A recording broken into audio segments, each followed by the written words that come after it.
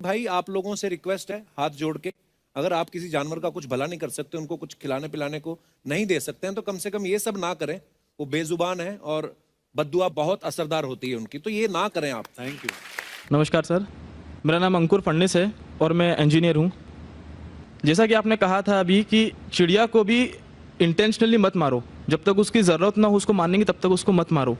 पर यहाँ हम देखते हैं कि लोग बाग सिर्फ अपने स्वाद को चेंज करने के लिए, अपनी ज़बान को एक अच्छा स्वाद देने के लिए नॉन वेजिटेरियन जो बेजुबान जानवर हैं उनका कत्ल करते हैं बड़ी बेरहमी से। भाई साहब ने अच्छा सवाल पूछा है कि हदीस मैंने पेश की सुनन निसाई की हदीस नंबर 4451 में, इसमें लिखा है कि आप not kill a sparrow without a reason. एक चिड़िया का भी कत्ल ना करो बिना कोई वजह के। भाई साहब का अच्छा सवाल है कि कुछ लोग अच्छे स्वाद के लिए, अच्छे टेस्ट के लिए, लजीज खाना बनाने के लिए जानवरों का, परिंदों का कत्ल करते, क्या सही है? आप पूछना चाहते हैं नॉन वेज अलाउड है क्या नहीं? पहले मैं ये कहना चाहता हूँ, अगर आप पूछना चाहते हैं नॉन वेज सही है क्या नहीं, एक मुसलमान अच्छा मुसलमान बन सकता है 100% वेजिटेरियन होने के बाद भी। नॉन वेज खाना इस्लाम में फ़र्ज नहीं है, इस्लाम में गोश्त खाना फ़र्ज नहीं है। लेकिन क्योंकि कुरान में लिखा है सूरह माइदा में सूरह नंबर 5 आयत नंबर 1 में और सूरह नए सूरह नंबर 16 आयत नंबर 5 में कि अल्लाह ताला ने इजाज़त दी है, खुदा ने इजाज़त दी है, वो जानवर जो भेड़ बकरी है, cattle, you can have them for food. अल्लाह ताला इजाज़त दी इसलिए हम खा सकते हैं। लेकिन अभी हम चेक करेंगे कि ये सही है क्या नहीं। आज साइंस ये कहता है कि कोई भी वेजिटेरियन फूड में एक इंसान को ज़रूरत है 20 to 23 अमाइनो एसिड्स जीने के लिए।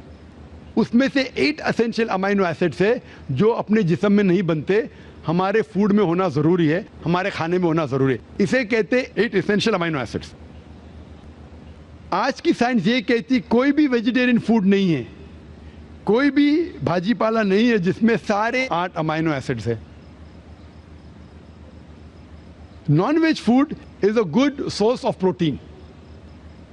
और एक बात, आज साइंस ये कहती है कि the non veg food is more nutritious. और आप देखेंगे कि जो भी जानवर है जो घास फूस खाते हैं, हर्बिवरस एनिमल, उनके दांत को आप देखेंगे, उनके दांत चपटे हैं, हर्बिवरस सेट ऑफ टीथ। सही?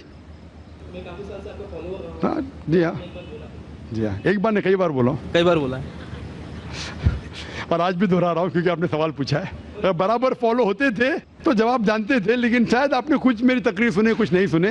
मैं पूरा जवाब दूंगा इंशाल्लाह, फिर आप बात कर सकते हैं।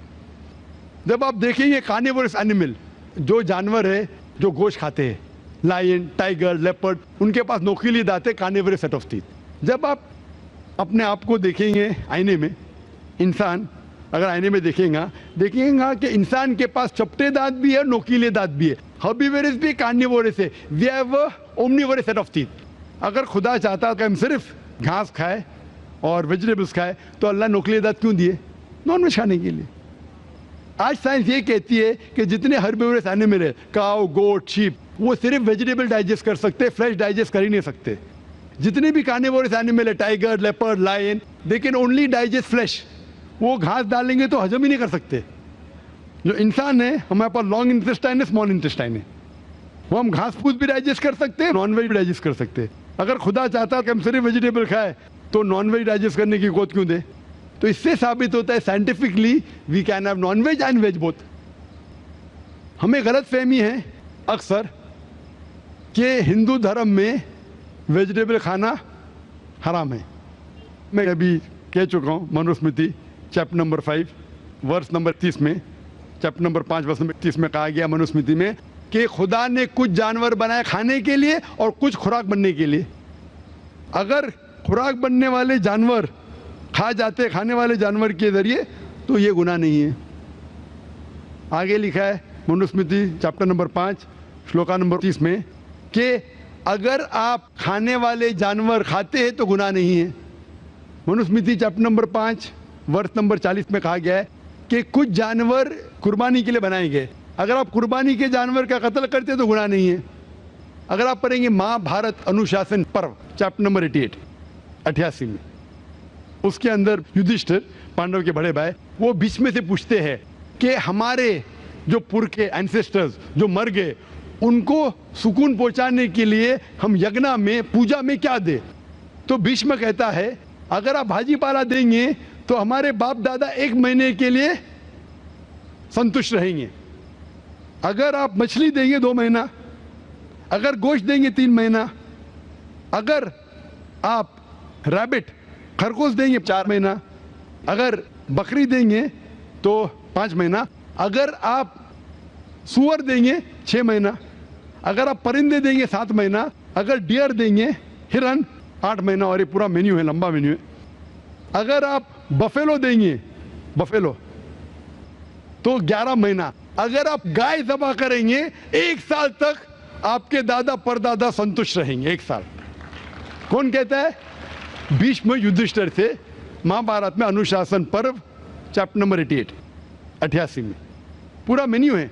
वेद में कई जगह लिखा है कि साधु संत गोश्त खाते थे, गाय भी खाते थे। तो इससे यह मालूम पड़ता है कि हिंदू धर्म में गोश्त खाने की ममानियत नहीं है। लेकिन कुछ मजहब है जो कहते हैं कि भाई जीवित को नहीं मानना चाहिए, मिसाल के तौर पे जैनिज्म एक्सेट्रा, और वो ये प्रचार करते हैं कि कोई भी जानवर का कत्ल नहीं करना चाहिए, इसीलिए गोश्त खाना हराम है। तो मैं कहता हूं अभी साइंस एडवांस हो चुकी है, हम जानते हैं कि पेड़ पौधे में भी जान है, वो भी जीवित है, तो आप पेड़ पौधा क्यों खाते? नहीं, तो अभी लॉजिक चेंज हो गया, उनको पहले पता नहीं था ना। सैकड़ों साल पहले हमें क्या पता था पेड़ पौधे के अंदर भी जान है? वो लॉजिक उस टाइम सही थी, अभी साइंस बढ़ गई तो उनकी लॉजिक बदल गई। अभी कहते नहीं था आखिर भाई